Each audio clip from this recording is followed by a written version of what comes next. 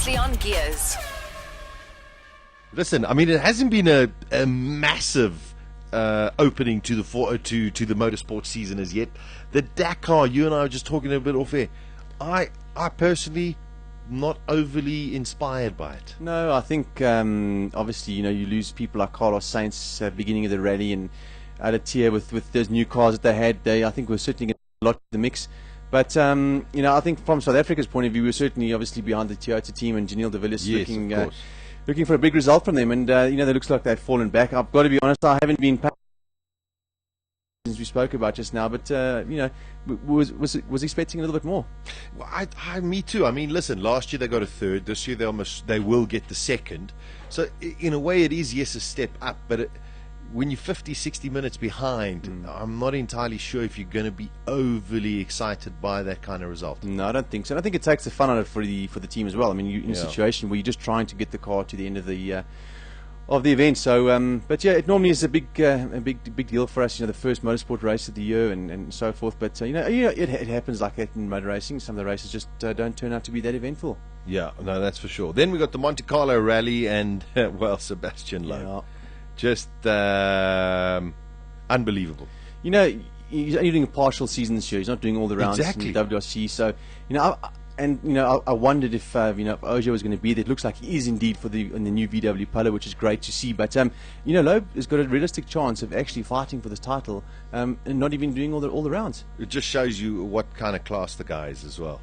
Before we get to Formula One, Robert Kubica going to be testing a DTM. Yeah, good news for him. I mean, nice to see him back on the circuit. And I think this is when we're going to start to see just how the accidents affected Kubica. Look, I think we know his single-seater career is basically done. But it would be great to see how he goes in the DTM car. I think he's been quick in the rally car. You've got to say that has been impressive. So happy for him. Let's hope that works out well. Yeah, let's hope so. Still, okay, let's move on to Formula One. There's still a few seats that are still available. One of them being Force India.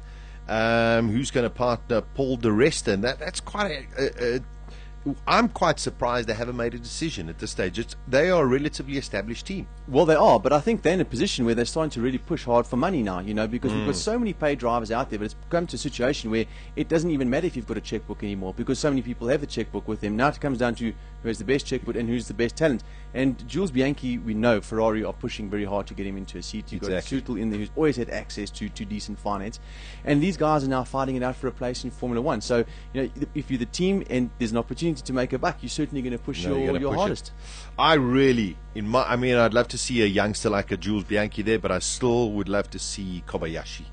I really believe he's worthy of a seat in F1. That's how I see it. No, for sure. I mean, look, he does. I mean, I think he put together about $7-8 million in a couple of weeks. Well, not a bad effort, but just shows what the deal is at the moment. Yeah, $7-8 don't get you a drive. Unbelievable. Then I suppose the other one is Caterham. They're looking for a second driver at the moment. Kovalainen seems to have fallen out, specifically with Mike Gascoigne, I think, out of everybody else. But I suppose the big talk would be maybe a Bruno Senna, because he's still got funding behind him.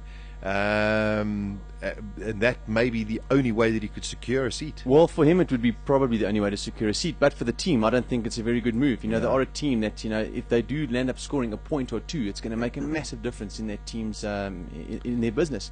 And they need a good driver like a guy like Kovalainen or somebody else of that nature. But again, Kovalainen doesn't come with a checkbook, so they're in the toughest position, I think. Force India, I think, have got a far more competitive car. Lotus, I would say you certainly need one good driver. I think it is going to go to a paid driver. Yeah, and unfortunately, that's how we're going to see it. For the rest of it, no big shakes. I suppose most of the talk at the moment is around Vroom Ferrari doing their yearly skiing trip. Alonso coming out talking quite a good fight for 2013.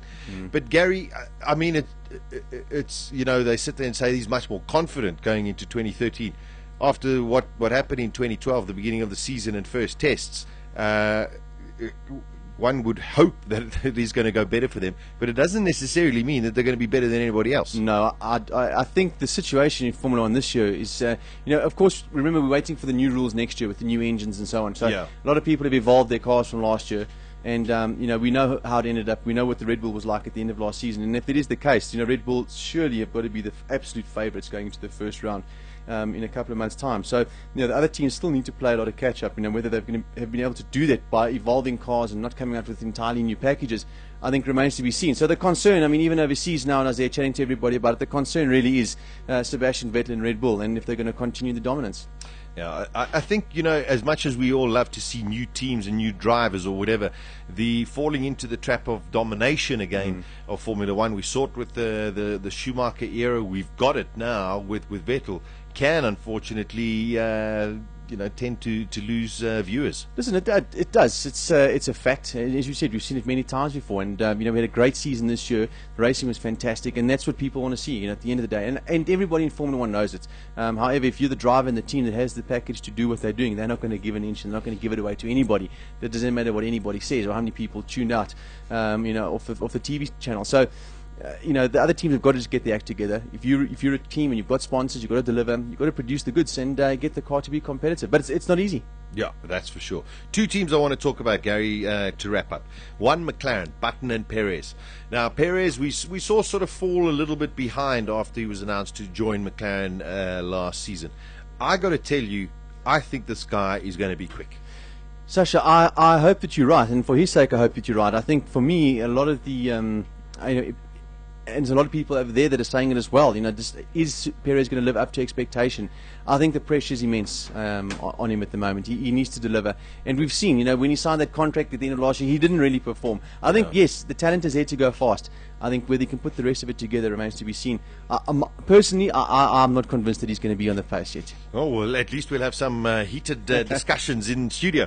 But the one thing against it is he's in McLaren now. He has to perform. It's not as though that's the pressure. McLaren sit there and say, "Oh, we'll give you 2 or 3 seasons." No. We saw it with Michael Andretti. Didn't even last a whole season. Perez has to perform. Listen, you're into one of the top teams. The deal there is quite simple. You're out there to win Grand Prix and fight for the championship. They've made it very clear that he has equal status with Jenson Button in terms of preparation and everything else. So he's got everything he needs. This is the best chance he's going to get in his career. We'll wait and see what happens. Yeah.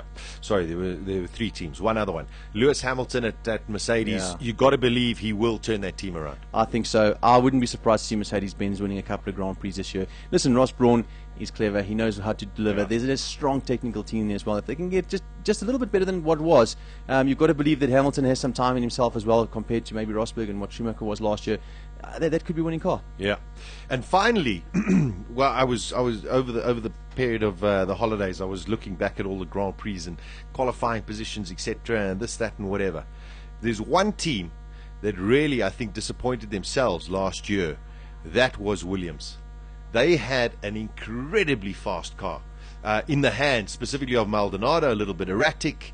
But that car should have won more than one Grand Prix, and it should have actually been up there in the top 3 in terms of what I saw just from their performance in free practice and in qualifying. Absolutely, no doubt about that. I think the nice thing now, you've got Toto Wolff now running a lot more of the show at Williams. I think a racer at heart, understands the business, also manages Bottas, put Bottas in that seat. And I think the trade-off there was, well, we're losing X amount of money by not scoring points. Let's rather put somebody that can really give it a go and go and earn that money for us by taking those points. And I think that's the right thing. And we were talking about Caterham just now. It's the kind of thing you need to do. You've got to have that one driver in there. Williams this year definitely looking for an upturn in fortune, and I think they just may well find it. Yeah, I think they could. I'm I've put my everything behind Bottas. I just hope he performs because he, you know what I mean. Otherwise, I'm really going to look stupid.